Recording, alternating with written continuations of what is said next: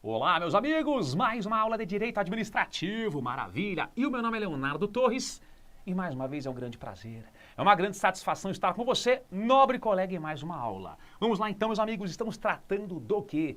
Estamos tratando aí dos atos administrativos. Tema super importante que com certeza se você se você ainda não enfrentou, enfrentará com certeza.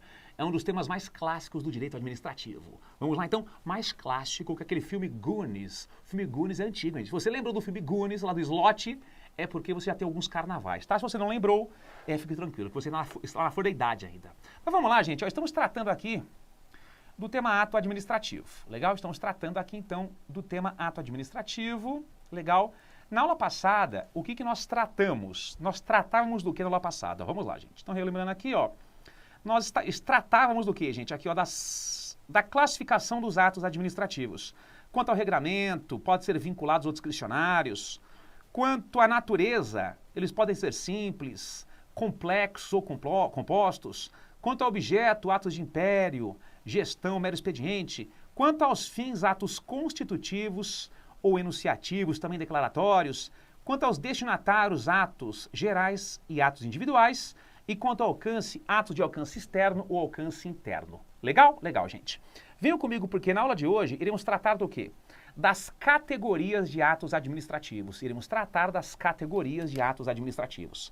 Amigos do coração, qual que é a primeira categoria de ato administrativo? São os atos normativos. Eles vão fazer o seguinte, coloquem assim, ó, para ter mais espaço. 8.1. São os atos normativos. Então, primeira categoria de ato administrativo são os atos normativos. Gente, o que são atos normativos? Vamos colocar aqui, ó. Atos normativos são atos gerais, com muita calma. Então, o que são atos normativos? Atos gerais e abstratos. São atos gerais e abstratos. Tem uma função principal. Que função, gente? Regulamentar. Regulamentar. São atos gerais, são atos abstratos. Tem uma função, regulamentar leis, viabilizando a sua correta aplicação, gente, a sua fiel execução. Então, de novo, hein? O que é um ato normativo? São atos gerais e abstratos. Tem uma função principal, gente, regulamentar leis, viabilizando a sua correta execução. Professora, o que é regulamentar uma lei? É esclarecê-la. É minudenciar o texto legal. É minudenciar o texto legal. Gente, por exemplo, ó, e esse exemplo aqui eu até já citei na aula de poderes da administração pública, mas eu gosto desse exemplo, é um exemplo importante, é um exemplo didático. Por exemplo, ó, nós temos aqui a Lei 8.112 de 90. Lei 8.112 de 90. Legal, que é o Estatuto dos Servidores Públicos e Civis Federais. Ok. Lá no artigo 58, o que nós temos? Uma das indenizações que cabem aos servidores públicos civis federais. Diárias. Diárias mais passagens. Vamos colocar aqui então, gente, ó, diárias mais passagens. É uma das indenizações que cabem aos servidores públicos civis federais. Gente, cuidado, hein? Atenção. A lei estabelece que servidor público que for deslocado de forma eventual, de forma transitória, para qualquer lugar do Brasil, ou até mesmo para o exterior, lógico, para exercer a sua função pública, ele terá direito às diárias e também às passagens. Passagens é um valor, né, para que ele vai, para que ele volte, e diárias tem o intuito do quê? De ressarci-lo por eventuais despesas com alimentação, locomoção interna e hospedagem. Ok. Só que a lei não fala quanto é uma diária. R$1, R$1.000, R$10.000, R$100. A lei não fala, é uma lei incompleta. Já que é uma lei incompleta federal que requer uma regulamentação, vem o presidente da República, ó, vem o presidente da República e expede um decreto. O decreto executivo de número 5992 de 2008. Vem o presidente da República e expede o decreto executivo, que é um tipo de ato normativo, ele regulamenta, ó, valor mínimo das diárias, R$177. Valor máximo das diárias, aqui, gente, ó, R$581. Ou seja, presidente da República, no uso aqui do seu poder regulamentar, ele expediu um ato normativo, regulamentou a lei. Tudo bem, gente? Exemplo aqui, então, de um ato normativo. E cuidado por quê? Cuidado por quê, gente? Ó, quando se fala em ato normativo, o ato normativo é a mesma coisa que o regulamento. Sinônimo de regulamento. Vamos colocar aqui, então? Vamos lá, gente, ó. Então, ato normativo, coloca assim, observação. OBS, com muita calma, OBS 1, tá? Atos normativos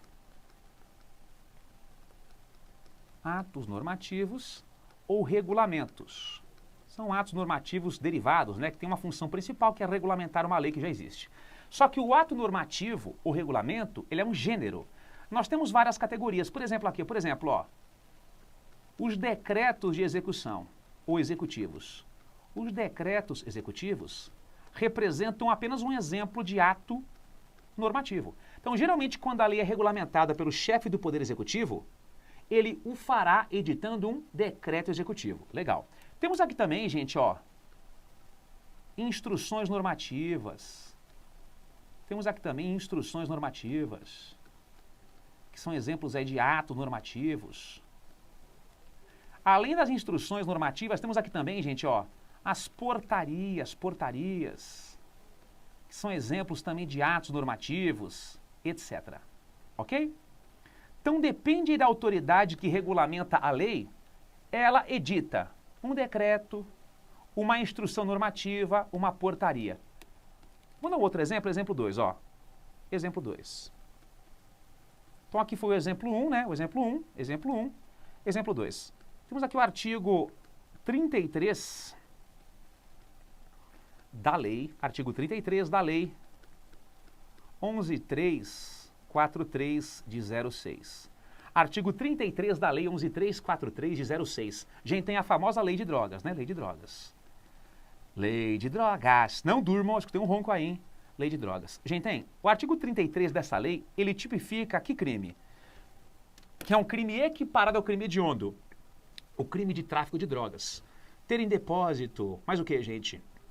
Fornecer, ter em depósito, fornecer, oferecer, enfim, dentre outras condutas, drogas, caracteriza o crime de tráfico de drogas. Ok.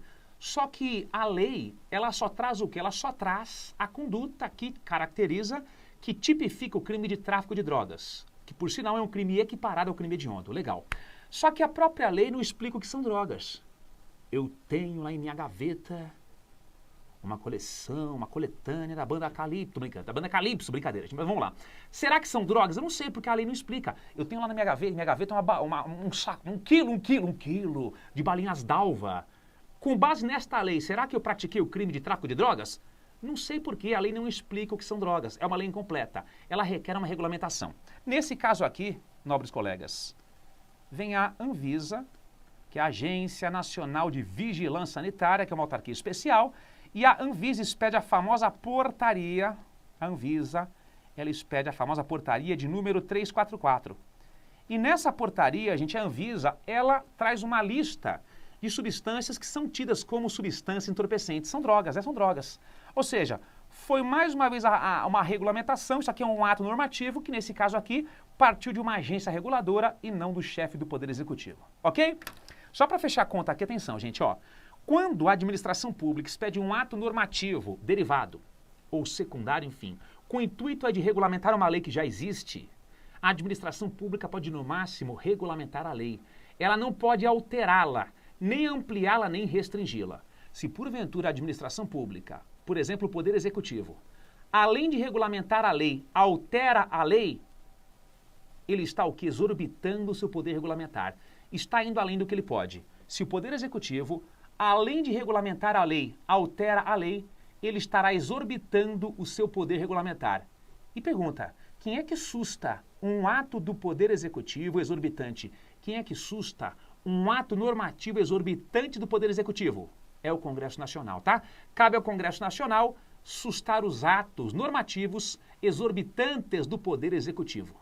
Legal? Show de bola! Vamos lá então, prossigamos. Vamos lá então, ó. Estamos aqui. Então, 8.1 foi 8.2. Gente, 8.2, nós passaremos a tratar do quê? Aqui, ó, dos atos ordinatórios. Gente, atos ordinatórios, são atos que decorrem do poder hierárquico.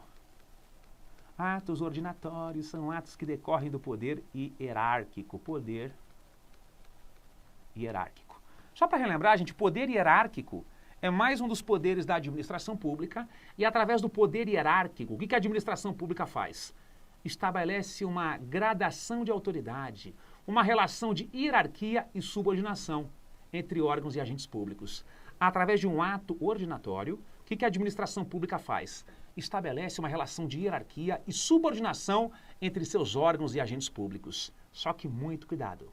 Só existe hierarquia, só existe poder hierárquico entre os órgãos da administração pública, do mesmo poder e da mesma pessoa jurídica. Só existe hierarquia na função administrativa. Função judicante do Poder Judiciário e função legiferante do Legislativo, não há hierarquia. E além de só existir hierarquia na função administrativa, somente entre órgãos e agentes do mesmo poder e da mesma pessoa jurídica. Ok? Legal. Vamos lá, gente. Exemplos aqui, ó, de atos ordinatórios. Vamos aqui dar exemplos. Gente, por exemplo, aqui uma circular. Então, por exemplo, aqui de uma circular, ó, é um exemplo de ato ordinatório que através dela a administração pública emite o quê? Ordens uniformes. Ordens uniformes. Só que decorre do poder hierárquico, é fundamental que o subordinado ele cumpra essas ordens uniformes.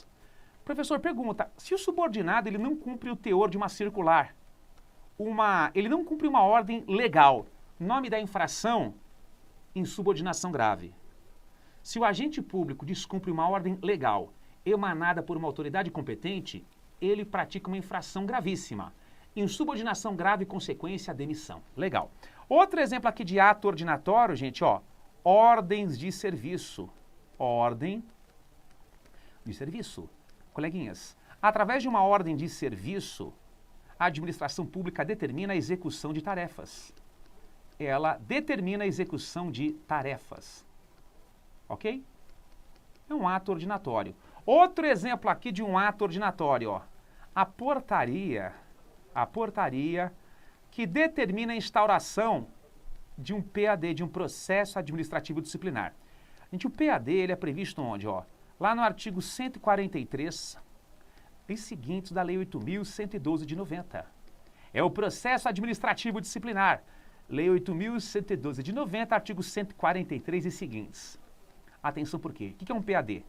É um instrumento que a administração pública tem para apurar eventuais infrações disciplinares. É um instrumento que a administração pública tem para apurar eventuais infrações disciplinares perpetradas por um servidor público. Ok, e o ato que determina a instauração de um PAD é uma portaria. Mas calma lá, fiquei na dúvida agora, professor. A portaria também aparece como ato aqui normativo. Eu concordo. Ora, a portaria será um ato normativo quando regulamentar uma lei, por exemplo, aqui a portaria 344, que regulamentou a lei de drogas, e ora, a portaria será o que? Um ato ordinatório quando determina a instauração de um PAD, de um processo administrativo disciplinar. Beleza? Então isso aí, tá, gente? Eu dei exemplos aqui de alguns atos ordinatórios. Circulares, portarias, ordens de serviço, etc., dentre outros. Vamos lá com muita calma. 8.3. De 8.3, temos aqui também os atos negociais. Atos negociais. Gente, o que é um ato negocial? É fácil, ó. A administração pública, através de um ato negocial, o que ela faz? Ela atenderá solicitações privadas, através de um ato negocial, a administração pública atende. Meu cabelo tá lindo, né? Olha que lindo, parece uma piaçava ruiva, meu Deus do céu, uma piaçava ruiva, aquela vassoura ruiva. Gente, quanto mais eu mexo, mais lindo ele fica, né? Tá bonitinho, né? Tá legal, gostei, é moda, né? Estilo Ana Maria Braga. Mas enfim, gente, né? O que me cabe é aceitar, né? Aceitar essa piaçava ruiva. Mas enfim, gente, onde eu estava? Atos negociais. Atos negociais, através deles, a administração pública atende solicitações privadas, pedidos de particulares. Vamos colocar aqui, vamos colocar no papel. Vamos lá, vamos mudar a cor. Vamos lá, gente, só me cabe aceitar o meu cabelo, né? E venham comigo, aqui, ó. Solicitações privadas. Solicitações privadas. Professor, me dê exemplos de atos negociais. Por exemplo, aqui, exemplo 1, alvará. Então, por exemplo, aqui, ó, um alvará de licença para que você construa é um ato negocial. A administração pública atende um pedido seu, gente. Outro exemplo aqui, ó, um alvará de permissão para que você use um bem público. Por exemplo, para que você instale uma banca de jornais na praça central da sua cidade.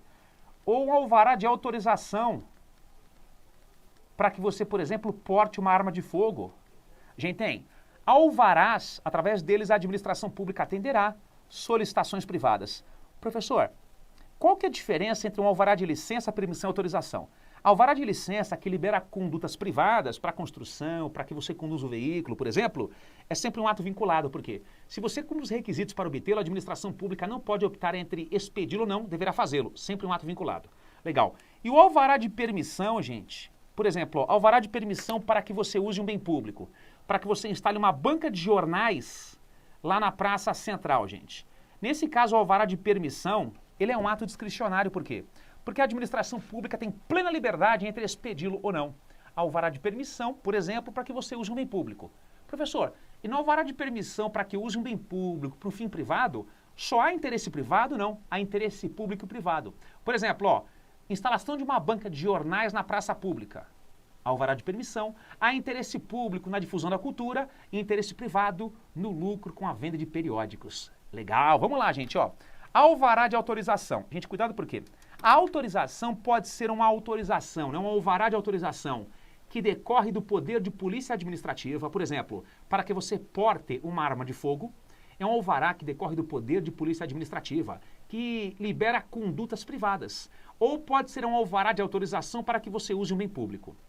Alvará de autorização de uso de bem público é também um ato discricionário, a administração poderá ou não expedi-lo, e, diferentemente do alvará de permissão para que você use um bem público, onde há interesse público e privado, no alvará de autorização para uso de bem público, só há interesse privado. E também é um ato discricionário.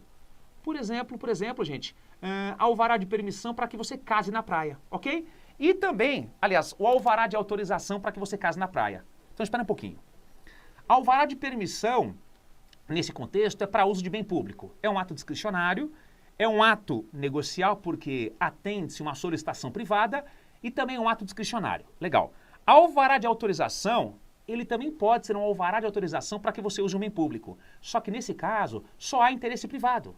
Por exemplo, casar na praia. Não há interesse público, só há interesse privado. Alvará de autorização, que também, lógico, é um ato discricionário.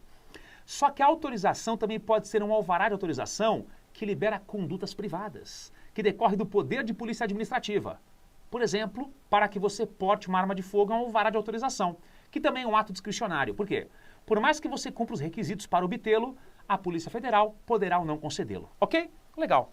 Vamos lá, então, vem comigo, coloca assim, exemplo 2. Exemplo 2 de um ato negocial, gente, a admissão. A admissão é um ato administrativo que, através dela, a administração pública faculta ao particular o gozo de um serviço público. Vamos lá então, gente, ó.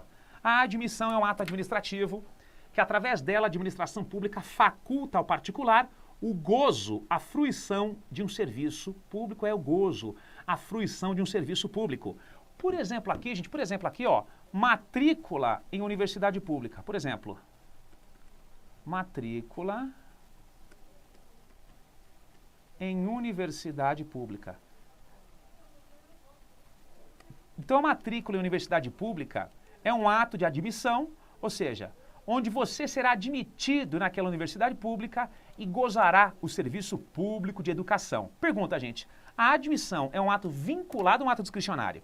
Se for um ato vinculado e se você preenche os requisitos para obtê-lo, a administração pública deverá admiti-lo na universidade, nesse exemplo. Agora, se for um ato discricionário, por mais que você cumpra os requisitos, a administração pública poderá ou não matriculá-lo na universidade pública. Gente, é um ato vinculado, tá? A admissão é um ato vinculado, Legal.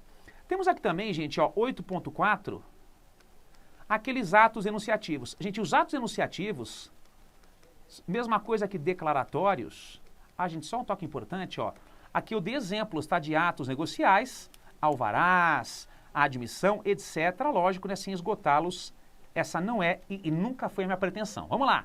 8.4, gente, atos enunciativos, mesma coisa que atos o quê? Declaratórios ou enunciativos, tá? Gente, cuidado porque os atos enunciativos ou declaratórios, eles já apareceram na classificação, lembra? Classificação quanto aos fins, constitutivos ou declaratórios, mesma coisa que enunciativos. Gente, é a mesma coisa, tá? O ato enunciativo ou declaratório são aqueles em que a administração pública dá uma opinião, certifica algo, atesta algo. Relembrando, então, não custa. Vamos lá. Quais são os exemplos? Ó, certidões. Através de uma certidão, a administração pública, ela fornece a você, particular, o espelho de um documento que ela tem sobre você. Legal. Atestado. A administração pública, ela declara algo após uma verificação em loco. Atestados. Temos aqui também o que, gente? Ó, temos aqui também lá as apostilas, que nada mais é que uma anotação à margem. E também temos aqui os pareceres, tá? Onde a administração pública emite um juízo de valor, emite uma opinião técnica sobre algo. Legal? Legal? Legal. Vamos lá, gente. 8.5. Qual que é a última categoria de ato administrativo? Categorias. Gente, cuidado porque como que pode pintar esse tema aqui em prova? Ó? Ou categorias ou espécies, tá? Categorias ou espécies que não se confundem com a classificação. Muito bem. Vamos lá, então. Atos punitivos. Última categoria, última espécie de ato administrativo são os atos punitivos. Gente, ato punitivo, qual que é a palavra-chave? Sanção, tá? Sanção. Sempre que a administração pública aplica uma sanção a alguém, sempre que a administração pública pune alguém, será através de um ato punitivo. Qual que é a diferença?